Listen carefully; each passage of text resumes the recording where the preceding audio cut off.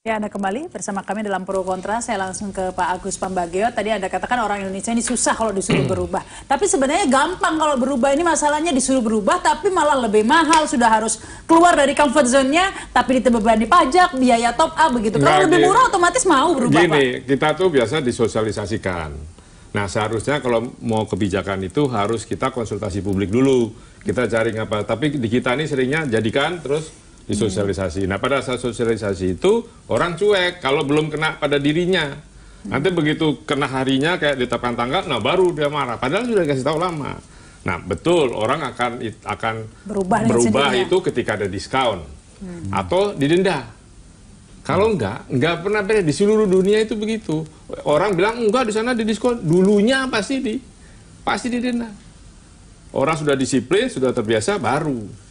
Ya contohnya gampang itulah jalur bus Transjakarta. Begitu dikasih 500.000 enggak. Kalau sekarang masuk semua tuh motor diangkatin semua kan ada di viral itu. Jadi orang enggak ini motor. Nah sekarang tilang cuma begitu. Gimana? Coblos 3 kali dibolongin, setelah itu Anda uji ulang. Nah baru orang disiplin. Sekarang kan bisa 100 orang kolektif, 1 orang ujian, 100 yang lulus. Saya selesai sudah. Kedisiplinan di jalan raya tidak bisa dibangun dengan begitu. Sama di sini juga harus diatur. Tapi saya berharap regulator yang membuat kebijakan yang baik, operator yang menjalankan dengan planning yang baik, lalu berkomunikasi dengan masyarakat. Itu baru bisa jalan. Agak lama nggak apa-apa, yang penting berubah. Kalau nggak marah-marah, nanti dirusak marah, wah celaka. Iya, tapi seperti itu Pak ya, karena kan saya kepikiran ini ada orang ketinggalan kartunya begitu. Ya jadi apa ya, dalam masa transisi ini seharusnya masih disediakan satu gerbang untuk emergency begitu. Ya, tadi saya bilang hibrid. Jadi Mbak bilang kan non tunai semua. Hibrid itu bisa membayar tunai atau non tunai, gitu ya. Nah, nanti kita lihat. Tapi dikasih batas waktu, Pak. Ya, jangan terusan. Jangan kalau terusan ya. Ya kita nggak pernah disiplin. Nah, sampai dengan 31 Oktober masih ada itu. Gitu. Setelah itu ya kita ingin non tunai semuanya, Pak. Karena ya tadi biaya untuk mengedukasi masyarakat non tunai memang mahal gitu ya Pak Badar. Tapi ya dengan ini kan diskusi tapi ini mungkin kan kalau memang tujuannya ini Pak, tujuannya untuk mempersingkat waktu transaksi, harusnya seperti di luar negeri aja sekalian yang pakai apa itu Pak di mobil di mobil. Betul, setuju sekali. Tapi saya tanya sama Mbak, itu biayanya lebih besar nggak dari segi penyelenggaranya? Lebih besar. Nah, kita ngawasnya pelan-pelan nih. Ini udah kuat ini, masyarakat udah terbentuk edukasi. Tapi mulai dijual lah Pak, bilang operator ya, udah. Betul. Dan nyarinya susah, saya sampai hari ini nggak dapat. Kemarin, Pak Agus Pambagio aja nggak dapat ya, bagi orang lain. Menteri PUPR dan Pak GBI dipimpin oleh Menteri Perhubungan hadir juga, Menteri Menko Info hadir, dipimpin oleh Bapak Darmin Nasution.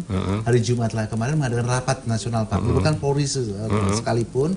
Nah, kita rapat bahwa end state multi-lane free flow. Kapan? Desember 2018. Kita siapkan lebih rinci lagi peraturannya. Tapi itu tadi Pak, infrastruktur kita tanggung.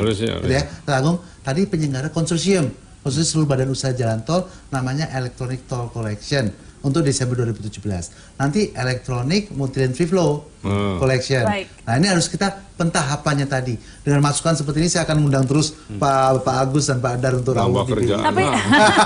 Tapi ada masalah lain lagi nih, kalau Agus balik dulu, bahwa di tengah negara kita yang penganggurannya meningkat, banyak proyek infrastruktur tapi tidak padat karya begitu ya. Jadi pengangguran dengan e-money gini akan lebih banyak pengangguran. Saya sudah ingatkan Jasa Marga lama, karena itu pasti akan ada switching gitu. Nah, siapkan orang-orang ini apa? Sebagai pengawas kan sama. Kan toh juga berdiri di situ, ya kan, sebagai pengawas, atau nanti macam-macam ada perusahaan yang ini, ya mereka direkrut aja dulu. Iya, yang penting macam-macam itu, kini penganggurannya banyak Pak, yang ada aja masih makanya masih kan ada kita bicara yang sekarang bekerja kan jadi PHK, dan dia dikasih tugas lain, mengawasi kan biar bagaimana belum bisa ditinggal kosong. Di beberapa negara Eropa di Amerika tinggal kosong, nggak ada yang jaga, lewat aja. Nggak pernah, nggak ada yang nggak ketilang. Dia nggak mau bayar sekarang, begitu perbarui STNK kena dia denda. Nah semua itu juga harus dilakukan, misalnya ERI, Electronic Registration Identification, yang Polri tidak mau menjalankan itu terus. Ada apa? Itu kita perlu tanya, ya kan? Cuma bisa caching terus. Kalau udah itu kan nggak bisa caching.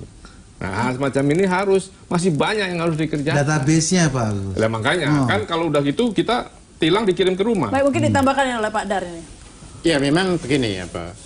Konteksnya memang di negara maju sama di negara berkembang berbeda. Jadi kalau keberadaan teknologi itu di negara maju itu antara lain di-trigger oleh terbatasnya SDM. Jadi dia mengganti SDM. Tapi kalau di negara berkembang itu memang begini, kalau ada penerapan teknologi tapi masih pakai orang, kan malah double cost kan gitu. Tapi kita juga nggak fully teknologi. Tetap menurut saya tadi ini yang harus dikasih jalan tengah. Dan ini sebenarnya operator jalan tol perlu belajar ke komuter lain sama ke Transjakarta. Dia migrasi tidak ada masalah di SDM kan, kira-kira gitu loh. Jadi tetap SDM-nya tetap dibutuhkan, tapi dalam peran yang berbeda. Peran yang berbeda satu itu. Yang kedua, pembangunan jalan tol itu kan pertumbuhannya pesat sekali. Dia tetap membutuhkan banyak SDM. Itu yang menurut saya tidak ada alasan untuk tidak dapat disalurkan kalau tetap di sektor jalan tol. Minimal tadi even dia menggunakan kartu uang elektronik tadi, itu pengawas itu masih ada.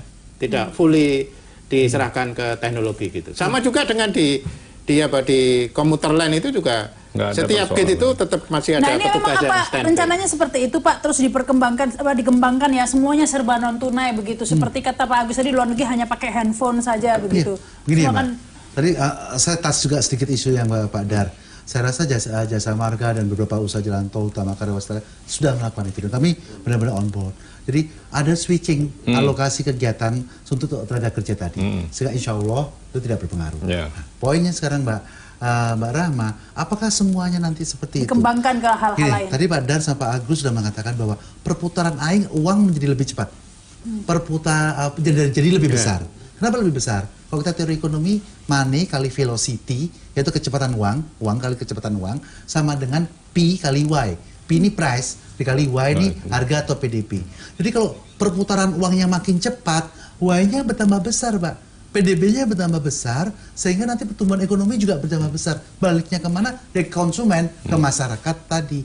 Tapi supaya makanya payment system menjadi backbone, menjadi tulang punggung ekonomi. Tapi yang apa? Jangan menimbulkan rente ekonomi. Bank Indonesia menekankan aman, efisien, lancar, dan handal. Rente ekonomi itu yang harus dicegah. Betul, karena kita sekali. Tempat beternaknya rente. Baik, kita harus break dulu ya. Kita lanjutkan lagi pemirsa setelah pesan-pesan berikut ini.